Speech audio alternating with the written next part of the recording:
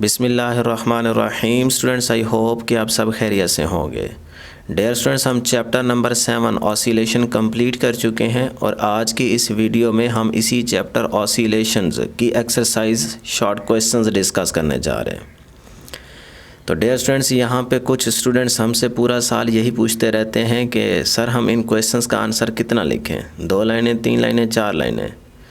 तो क्लियर कर लें कि आपने लाइनों को याद नहीं रखना, बल्कि आपने क्वेश्चंस की सेंस के अकॉर्डिंग उसका सूटेबल आंसर बताना है ताकि आपको एग्ज़ामिनर पूरे मार्क्स दे। तो हमने यहाँ पे कोशिश की है कि हर क्वेश्चंस की सेंस के मुताबिक उसका सूटेबल आंसर बताया जाए ताकि आप उसको उसी तरतीब से तैयार करें और आपको नंबर अच्छे मिलें। तो हमारी यहाँ पे कोशिश है कि हम आपको प्रॉपर आंसर बताएं और आप इसी तरह से अगर इनको तैयार करेंगे और लिखेंगे पेपर में तो आपको इंशाल्लाह पूरे मार्क्स मिलेंगे। तो स्टार्ट करते हैं जी क्वेश्चन नंबर 7.1, जिसकी स्टेटमेंट है name 2 characteristics of the simple harmonic motion. इस क्वेश्चन को देख के अगर आप थोड़ा सा क्लास 10th में चले जाएँ तो क्लास 10th में चैप्टर नंबर 10 की एक्सरसाइज का पहला क्वेश्चन भी यही था। तो सेम वही क्वेश्चन यहाँ पे है। तो आप सिंपल हार्मोनिक मोशन के लिए 2 यहाँ पे कैरेक्टरिस्टिक्स क्या बताएंगे कि number 1, acceleration of a vibrating body is directly proportional to the displacement. अब बच्चे क्या करते हैं कि सिर्फ वो इसी बात को लिख देते हैं कि acceleration directly proportional to the displacement. देखें, डिस्प्लेसमेंट एक्सट्रीम टू मीन भी होता है, मीन से एक्सट्रीम भी होता है, तो आप यहाँ पे कौन सा लेके चल रहे हैं। तो डियर स्टूडेंट्स, इसलिए आपने प्रॉपर वर्डिंग यहाँ पे यूज़ करनी है कि number 1, the acceleration of a vibrating body is directly proportional to the displacement from mean position. जो displacement from mean to extreme है उसकी बात करनी है। तो इसीलिए आपने अपने अल्फाज से ही आंसर को क्लियर करना होता है। और नंबर 2 आपके पास क्या कंडीशन है जी कि acceleration of a vibrating body is always directing towards the mean position, कि एक्सेलरेशन की हमेशा जो डायरेक्शन रहेगी वो टूवर्ड्स मीन पोजीशन रहेगी या वो डिस्प्लेसमेंट के अपोजिट रहेगी। तो इस तरह से फिर आपने लास्ट में मैथमेटिकल भी उसको बता देना है कि A is directly proportional to the -x। तो ये था आपके पास फर्स्ट क्वेश्चन। अब डियर स्टूडेंट्स, सेकंड क्वेश्चन की स्टेटमेंट देखिएगा। कहता है does frequency depends on amplitude of harmonic oscillator, कि क्या जो फ्रीक्वेंसी है ये हार्मोनिक ऑसिलेटर के एम्पलीट्यूड पर डिपेंड करती है। अब हार्मोनिक ऑसिलेटर का क्या मतलब है। देखें, जब आप सिंपल हार्मोनिक मोशन में मैस स्प्रिंग सिस्टम पढ़ के आ रहे हैं, जब मैस स्प्रिंग सिस्टम और सिंपल पेंडुलम इन दोनों की मोशन को कंबाइन किया जाए तो इनके लिए जनरली जो हम वर्ड यूज़ करते हैं वो हार्मोनिक ऑसिलेटर का करते हैं। तो वो कहता है हार्मोनिक ऑसिलेटर के एम्पलीट्यूड पे क्या फ्रीक्वेंसी डिपेंड करती है। तो हम कहेंगे no, the frequency does not depend on amplitude of the oscillations. अब हम दोनों यहाँ पे फार्मूला ही देख लेते हैं कि हमारे पास पेंडुलम में जो फार्मूला था फ्रीक्वेंसी का वो था जी F is equal to 1/2 pi square root G/L। तो इसमें देखें कहीं पे भी आपके पास फ्रीक्वेंसी जो है वो एम्पलीट्यूड पे डिपेंड नहीं कर रही, बल्कि वो 2 ही चीज़ों पे डिपेंड कर रही है। Number 1 acceleration due to gravity और नंबर 2 लेंथ। इसी तरह अगर आप सेकेंड फार्मूला देखें जो कि आपने मैस स्प्रिंग सिस्टम में पढ़ा था कि frequency is equal to 1/2 pi square root K/M। तो इसमें भी डियर स्टूडेंट्स कहीं पे आपके पास फ्रीक्वेंसी एम्पलीट्यूड पे डिपेंड नहीं कर रही, बल्कि यहाँ पे हमने आपको बता दिया है कि this relation shows that frequency depends on spring constant K and mass of the block M but not on amplitude. तो इस तरह आपने उनको रीजंस बतानी है, यानी कि आपने फार्मूला को सिर्फ नहीं लिख के आ जाना पेपर में कि देख लो जी खुद ही इसमें एम्पलीट्यूड नहीं है, बल्कि आपने उस फार्मूले के साथ साथ उसको वर्डिंग में क्लियर करना है कि भी मैं ये कहना चाह रहा हूँ। तो इस तरह आपने बिल्कुल इसी तरतीब से इसका आंसर लिखना है। और जिस तरह हमने फार्मूले को सेंटर में करके लिखा हुआ है तो आप भी पेपर शीट पे इसको सेंटर में करके लिखना है और फिर इसी तरह से जैसे आप स्क्रीन पे देख रहे हैं आपने वर्डिंग को एक बिल्कुल तरतीब से लिखना है ताकि आपका आंसर जो है वो खूबसूरत दिखे और आपको एग्जामिनर जो है वो पूरे मार्क्स दे। नेक्स्ट क्वेश्चन जी 7.3 कहता है can we realise an ideal simple pendulum.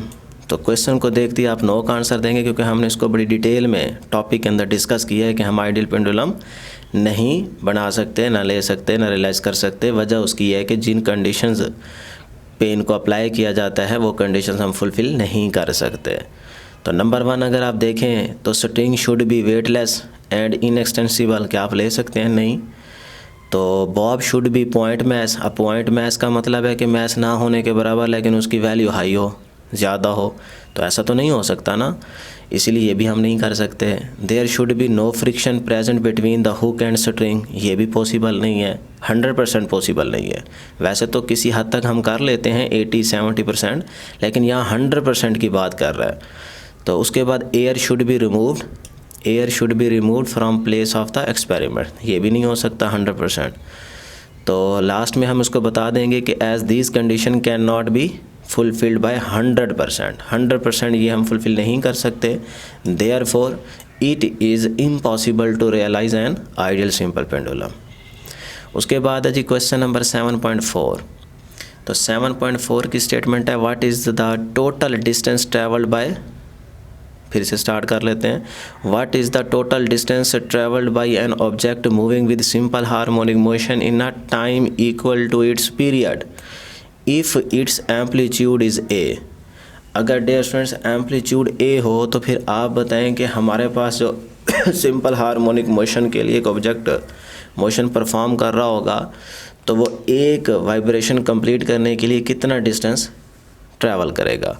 तो देखते हैं जी, हमारे पास सबसे पहले देखें कि अगर ये हमारे पास पेंडुलम की डायग्राम है और बॉब जो है वो पोजीशन ओ से ए, फिर ए से ओ, ओ से फिर बी और बी से फिर ओ, इस तरह अगर वो किसी एक पॉइंट से अपनी मोशन स्टार्ट करे और फिर उसी मोशन पे आके स्टॉप करे तो हमारे पास एक वाइब्रेशन कंप्लीट हो जाती है। तो हम देखते हैं कि यहाँ पे हमारे पास वो डिस्टेंस किसके इक्वल आएगा या किस एम्पलीट्यूड के बराबर आएगा। तो डिस्टेंस यहाँ पे देखिएगा कि the total distance travelled by an object executing simple harmonic motion in time equal to its period. अब पीरियड का मतलब यही है कि एक वाइब्रेशन अपनी कंप्लीट करे। तो यहाँ पे देख लें इसको कि in a time equal to period या time period the block will move from O to A. पहले यहाँ से देखें ओ से ए जाएगा, फिर उसके बाद ए से दोबारा ओ पे आएगा, फिर ओ पे रुकेगा नहीं ड्यू टू रिस्टोरिंग फोर्स, ए से ओ आया, फिर ओ से बी जाएगा ड्यू टू इनर्शिया, फिर बी से दोबारा ओ पे आएगा ड्यू टू रिस्टोरिंग फोर्स। तो इस तरह ओ से उसने स्टार्ट किया, ओ से ए, फिर ए से ओ, फिर ओ से बी और फिर बी से ओ। तो इस तरह 4 राउंड ट्रिप से एक उसने अपनी वाइब्रेशन कंप्लीट कर ली। तो यही चीज़ हम यहाँ पे मेंशन कर देंगे कि it will cover a distance equal to A in each step. हर स्टेप पे वो ए डिस्टेंस कवर कर रहा था, क्योंकि मीन से एक्सट्रीम तक का जो मैक्सिमम डिस्प्लेसमेंट होता है ये क्या होता है? एम्पलीट्यूड होता है। तो फिर अगर हम देखें तो 4 स्टेप्स इसमें कंप्लीट हो रहे थे एक वाइब्रेशन में, तो हम कह सकते हैं कि the total distance covered is A plus A plus A plus A is equal to 4a। तो ये वो डिस्टेंस उसने बॉडी ने या ऑब्जेक्ट ने कवर किया, किस में जी? टाइम पीरियड टी में। अब डियर स्टूडेंट्स नेक्स्ट हमारे पास है 7.5। कहता what happens to the period, what happens to the period of a simple pendulum if its length is double. ये भी आपकी क्लास 10th में एक्सरसाइज का शॉर्ट क्वेश्चन था, कॉन्सेप्चुअल क्वेश्चन था। तो कहता है अगर हम लेंथ डबल कर दें तो आप बताएं कि टाइम पीरियड पे क्या फ़र्क पड़ेगा। और उसके बाद सेकंड स्टेप में क्या कह रहा है जी? What happens if the suspend mass is double. और अगर मैस डबल कर दें तो फिर टाइम पीरियड पे क्या फ़र्क पड़ेगा। अब डियर स्टूडेंट्स हम जानते हैं कि अगर लेंथ को हम चेंज करेंगे तो टाइम पीरियड पे फ़र्क पड़ेगा, और अगर मैस को चेंज करेंगे तो टाइम पीरियड पे फ़र्क नहीं पड़ेगा, क्योंकि हम ये टॉपिक के अंदर बड़ी डिटेल में डिस्कस करके आ रहे हैं और इस तरह के जितने भी MCQs थे वो भी हमने डिस्कस किए थे। तो सबसे पहले देखते हैं time period T is equal to 2π√L/g होता है। अब इसमें अगर लेंथ को हम 2L कर दें तो आप देख सकते हैं कि L की जगह 2L हमने पुट किया और उसके बाद √2 हमने अलग लिख लिया और आगे हमने 2π√L/g अलग लिख लिया। तो अब ये वाला पहला वाला टाइम पीरियड बन गया और ये √2 वैसे का वैसे। तो इस फार्मूले में गौर करें, √2 वैसे और ये पहले वाला T बन गया। तो इसका मतलब जब हम लेंथ को डबल करते हैं तो पहले वाले टाइम पीरियड का न्यू टाइम पीरियड √2 टाइम्स हो जाता है, या 1.41 कह सकते हैं, या फिर आप कह सकते हैं कि पहले वाले टाइम पीरियड का √2 टाइम्स बढ़ जाता है। ठीक है जी। तो इस तरह से आपके पास फर्स्ट पार्ट था। अब सेकंड पार्ट में वो कह रहा था कि when suspended mass is double, जब आप मास को डबल करते हैं तो फिर याद रखिएगा फार्मूले में तो मास पे टाइम पीरियड डिपेंड ही नहीं करता, तो आप मास को चाहे जितना मर्जी बढ़ा दें या कम कर दें, टाइम पीरियड पे इफेक्ट नहीं पड़ेगा। नेक्स्ट है जी 7.6, कहता है does the acceleration of simple harmonic oscillator remains constant during its motion. पहला क्वेश्चन क्या है जी, आप बताएं कि जब एक body simple harmonic motion perform कर रहा होता है तो उसमें एक्सेलरेशन की वैल्यू क्या कांस्टेंट रहती है ड्यूरिंग मोशन। और दूसरा में क्या कहते हैं जी, is the acceleration ever zero, explain करें क्या एक्सेलरेशन जो है वो कहीं पे ज़ीरो होगा कि नहीं होगा, ये भी आपने बताना है। और दूसरे नंबर पे कांस्टेंट रहता है कि नहीं रहता है, इसको ज़रा एक्सप्लेन करें। अब एक्सप्लेन के अंदर आपने पूरा टॉपिक नहीं लिख देना एक्सेलरेशन वाला, बल्कि सोच समझ के उसको अच्छा करके, ना कम लगे आंसर ना ज़्यादा लगे, एक एवरेज पॉसिबल सूटेबल आंसर बना के आपने लिखना होता है। तो देखें जी, नो, पहले क्वेश्चन का आंसर क्या है जी, no the acceleration of a simple harmonic oscillator does not remains constant during its motion. जब एक body simple harmonic motion perform कर रहा होता है तो वहाँ पे एक्सेलरेशन की वैल्यू कांस्टेंट नहीं रहती। Acceleration of simple harmonic oscillator is equal to A is equal to minus omega square into x. ये फार्मूला हम पढ़ के आ रहे हैं, तो इस फार्मूले में आप बड़ा क्लियरली देख सकते हैं कि A is directly proportional to the minus x. और जब x आपके पास कांस्टेंट नहीं है तो इसका मतलब है कि हमारे पास एक्सेलरेशन भी कांस्टेंट नहीं होगा। तो ये फार्मूला आपको बड़ा क्लियर करके बता रहा है। तो where x displacement during simple harmonic motion displacement x change हो रहा है, इसीलिए एक्सेलरेशन भी क्या हो रहा होगा, चेंज हो रहा होगा, क्योंकि एक्सेलरेशन एक्स पे डिपेंड करता है। अब आज इस सेकंड पार्ट में पूछ रहा था कि एक्सेलरेशन कहीं पे ज़ीरो है कि नहीं है। तो याद रखिएगा एट मीन पोजीशन एक्स की वैल्यू क्या होती है, ज़ीरो, सो एक्सेलरेशन भी क्या हो जाएगा, ज़ीरो हो जाएगा। इसी तरह सेकंड पॉइंट आप खुद से माइंड में रखेंगे, क्योंकि एमसीक्यूज़ में पूछ सकता है, और साथ में मेंशन भी कर दें कि at extreme position x is equal to x naught maximum होता है, acceleration is maximum and give by the relation A is equal to omega square into x naught. अगर आप ये सेकंड पॉइंट नहीं भी लिखेंगे तो कोई इशू नहीं है, अदरवाइज़ आपने लिख देना है ताकि उसको समझ आ जाए कि भाई इसको प्रॉपर बात का पता है। अब आते हैं डियर स्टूडेंट्स, नेक्स्ट हमारे पास क्वेश्चन है 7.7।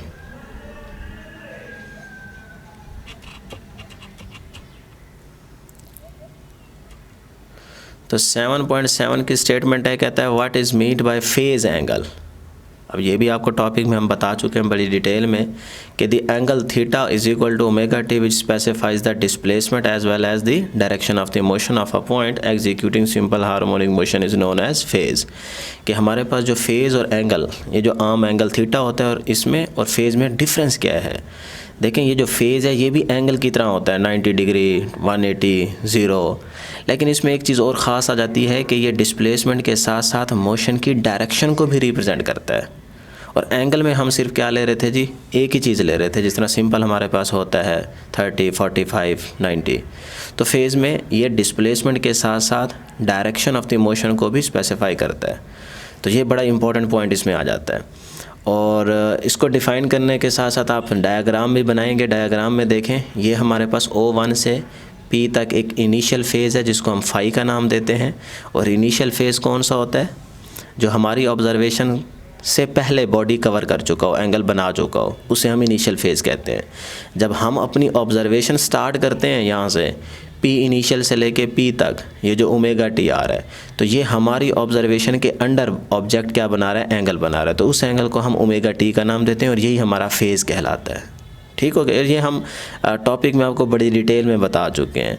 तो अगर यहाँ पे किसी को कन्फ्यूजन हो तो वो वहाँ पे टॉपिक में जाके इसको बड़े अच्छे तरीके से समझ सकता है। सेकंड पार्ट में पूछ रहा है कि does it define the angle between maximum displacement and driving force. तो इसका आंसर होगा नो, क्योंकि ये हमारे पास सिंपली एक वाइब्रेशन की स्टेज बताता है, स्टेट बताता है। ठीक है, ये आपके पास मैक्सिमम डिस्प्लेसमेंट और ड्राइविंग फोर्स के बिटवीन एंगल को डिफाइन नहीं करता। तो dear students, theta is equal to omega t plus phi, ये आपके पास इसका रिलेशन है जो आपने यहाँ पे मेंशन कर देना है। 7.8 की स्टेटमेंट कहता है under what conditions does the addition of two simple harmonic. बड़ा इंपॉर्टेंट क्वेश्चन है। कहता है कि हमारे पास अगर दो सिंपल हार्मोनिक मोशंस को कंबाइन किया जाए, तो जिस तरह दो हार्मोनिक मोशंस को कंबाइन किया जाएगा तो उनका एक रिजल्टेंट आएगा। तो क्या वो रिजल्टेंट भी सिंपल हार्मोनिक मोशन परफॉर्म करेगा? क्या उनका रिजल्टेंट भी जो आएगा वो सिंपल हार्मोनिक मोशन परफॉर्म करेगा कि नहीं करेगा। तो ये आपके पास क्वेश्चन है। तो एक ही इसमें आपने बात याद रखनी है कि अगर हम इन कंडीशंस को फुलफ़िल कर लें तो फिर आप कह सकते हैं कि जो दो सिंपल हार्मोनिक मोशंस को कंबाइन करने का रिजल्टेंट होगा वो भी सिंपल हार्मोनिक मोशन होगी, अगर हम इन कंडीशंस को फुलफ़िल कर दें। तो वो कौन सी कंडीशन होंगी? Number 1, 2 simple harmonic motion must be parallel. जो आपने दो सिंपल हार्मोनिक ऑसिलेटर लिए हैं वो आपके पास पैरेलल होने चाहिए। और number 2, the 2 simple harmonic motions must have the same frequency. उन दोनों की फ्रीक्वेंसी सेम होनी चाहिए, उनकी नेचर सेम होनी चाहिए। और नंबर 3 में आपने मेंशन करना है कि 2 simple harmonic motion must have a constant phase difference, और उनका फेज डिफरेंस भी क्या होना चाहिए? दोनों का कांस्टेंट। तब आप इन दोनों का जो रिजल्टेंट आएगा उसके लिए कह सकते हैं कि वो भी सिंपल हार्मोनिक मोशन ही होगी। अब आप यहाँ पे इसका आंसर छोड़ दें तो आपकी मर्ज़ी, अदरवाइज़ आप इसको थोड़ा सा मैथमेटिकल हिंट देना चाहें तो आप देख सकते हैं कि पहला जो हार्मोनिक मोशन थी उसमें आप लिख सकते हैं x1 = a1 sin omega t की इक्वेशन, और दूसरे में आप लिख सकते हैं x2 = a2 sin omega t + 5। दोनों को कंबाइन करेंगे तो ये भी आपके पास क्या है? Resultant.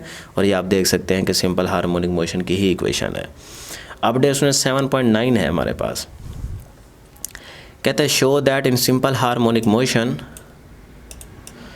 Acceleration is 0 when the velocity is greatest and velocity is 0 when the acceleration is greatest. तो ये आपको हम टॉपिक के अंदर बड़ी डिटेल में प्रूफ करा चुके हैं। यहाँ पे फटाफट सिर्फ आप यहाँ पे देख लें खुद ही कि बिल्कुल ऐसा हो सकता है कि जब आप मीन पोजीशन पे होंगे तब x की वैल्यू क्या होती है? 0, और एक्सेलरेशन भी क्या होगा? 0। लेकिन याद रहे यहाँ पे वेलोसिटी क्या होगी? वेलोसिटी हमारे पास मीन पे क्या होती है? मैक्सिमम। तो आप यहाँ मैथमेटिकली बिल्कुल क्लियरली देख सकते हैं कि v का फार्मूला आपके सामने है। यहाँ पे x की वैल्यू 0 पुट करेंगे तो v क्या आ रहा है? ओमेगा इंटू x0 के इक्वल आया। लेकिन जब आप एक्सेलरेशन का फार्मूला लिखते हैं a = -ओमेगा² इंटू x, तो x 0 तो एक्सेलरेशन भी 0। तो पहला क्वेश्चन आपका क्लियर हो गया कि मीन पोजीशन पे एक्सेलरेशन 0 है लेकिन वेलोसिटी मैक्सिमम है। सेकंड में अगर देखें एट एक्सट्रीम पोजीशन तो x = x0 होता है। यहाँ पे एक्सेलरेशन मैक्सिमम और वेलोसिटी क्या आ रही है? 0 आ रही है। उसके बाद हमारे पास 7.10 की स्टेटमेंट है कि in relation to simple harmonic motion explain the equations. ये 2 इक्वेशंस दी गई हैं, वो पूछ रहा है जी आप बताएंगे ये इक्वेशंस आपको किस चीज़ की इन्फॉर्मेशन दे रही हैं, क्या बता रही हैं। तो y = a sin omega t + 5 equation आपको बता रही है कि y इसमें इंस्टेंटेनियस डिस्प्लेसमेंट है। इसी तरह a जो है वो एम्पलीट्यूड है, ओमेगा जो है वो एंगुलर फ्रीक्वेंसी है, और फाई क्या है? इनिशियल फेज़, और टी क्या है? टाइम। सेकंड इक्वेशन जो है वो आपको किस चीज़ की इन्फॉर्मेशन दे रही है? a = -ओमेगा² में कि a हमारे पास इसमें इंस्टेंटेनियस एक्सेलरेशन को रिप्रेजेंट कर रहा है, और ओमेगा² क्या है? स्क्वायर ऑफ एंगुलर फ्रीक्वेंसी, और x क्या है जी? इंस्टेंटेनियस डिस्प्लेसमेंट है। और negative sign shows that the acceleration is directed towards the mean position. ये हमने उन इक्वेशंस को एक्सप्लेन कर दिया।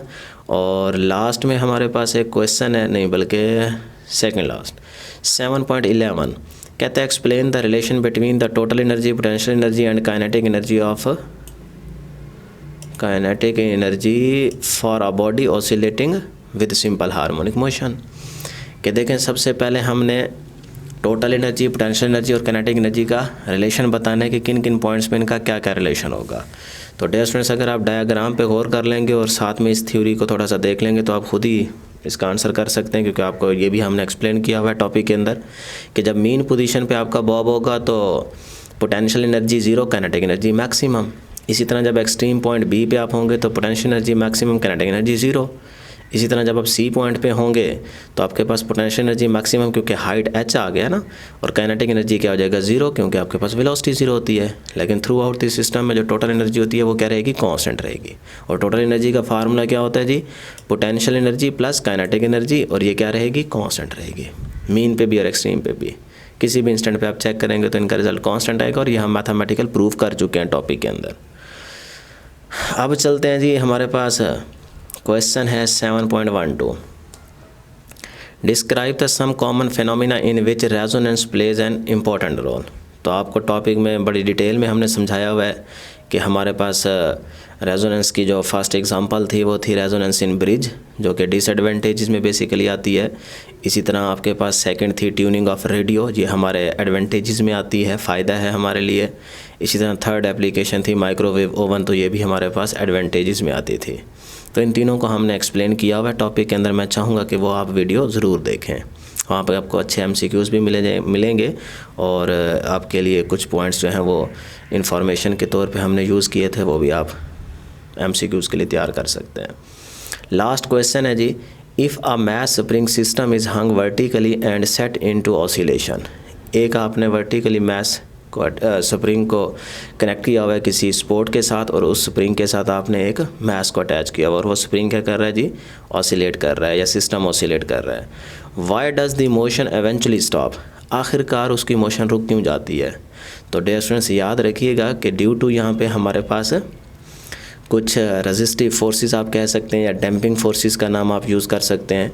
कि देखें सबसे पहले तो हुक और उस स्ट्रिंग या स्प्रिंग के बिटवीन जो फ्रिक्शन होगी उसकी वजह से ऑसिलेशन पे फ़र्क पड़ेगा, और नंबर 2 एयर की यहाँ पे फोर्स होगी उसकी वजह से, और नंबर 3 आपके पास क्या होगा जी, यहाँ पे कोई हिस्टेरेसिस आप कह सकते हैं हीट की फॉर्म में, या फिर इसके अलावा आप फ्रिक्शन का वर्ड यूज़ कर सकते हैं। तो इन फैक्टर्स की वजह से आपके पास डैम्पिंग, बेसिकली डैम्पिंग फोर्सेस की वजह से जो मोशन है वो एवेंचुअली स्टॉप हो जाती है। तो हम कह सकते हैं कि the motion of a spring system hung vertically and performing oscillations stop due to friction between the spring and hook, जो पहली बात आपको बताई है। Number 2 air resistance and some other damping forces such as gravity, यहाँ पे hysteresis का लफ्ज़ भी यूज़ कर सकते हैं। तो इन फैक्टर्स की वजह से आखिरकार ऑसिलेटर जो है वो अपनी मोशन को एवेंचुअली स्टॉप कर देता है। तो ये थी डियर स्टूडेंट्स हमारे पास शॉर्ट क्वेश्चंस की डिस्कशन। उम्मीद करते हैं कि आपको ज़रूर समझ आई होगी, और आप अपना भी ख्याल रखें और इस चैनल का भी ख्याल करें, अपने दोस्तों को इसका लिंक शेयर करते रहें। अल्लाह हाफिज़।